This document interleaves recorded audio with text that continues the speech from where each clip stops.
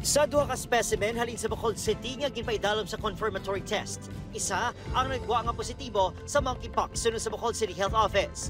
Ang pasyente nga wala pa sang travel history ang napaidalom subong sa isolation sa Corazon Occidental Montelibano Memorial Regional Hospital. Nagapadayon pang backtracking sa mga posibleng contacts ni. Primary gid namon nga concern is dapat follow lang gid hand hygiene, balon lang sang alcohol.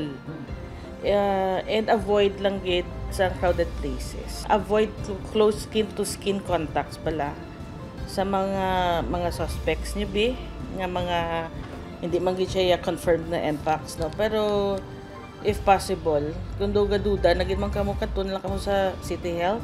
Kadungan sa pagbukas ng klase, hugot subong ang ginapatuman sa may eskwelahan ng health protocols. Agon malikawan, ang balatian kasubong na lang sa Negros Occidental High School nga may masobra 9,000 ka mga estudyante. Mahimo ka memo to to give tips and prevention sa pag-spread sa impact. So for now, information dissemination lang kag orientation during brigada. Sa sulod sa hulot klasihan, ginapahanumdo sa mga estudyante ang pagdistansya anay sa isa kag isa. Dali ka mo malatnan kung nag-iguay ka mo, especially kung kadamo sang estudyante kag nagaginutok. So, no touch anay ha? Sa Bacolod City National High School kung sa din may masobra 7,000 ka mga estudyante, kinplaster naman ang hand washing stations. May mga tubig, pero banda nagkalago ba ang report, i-revive na naman na.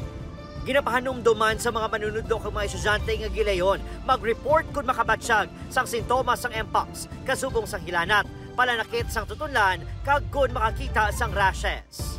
Opol, Carinal Casillo, Adrian Bretos, 1 Western Visayas.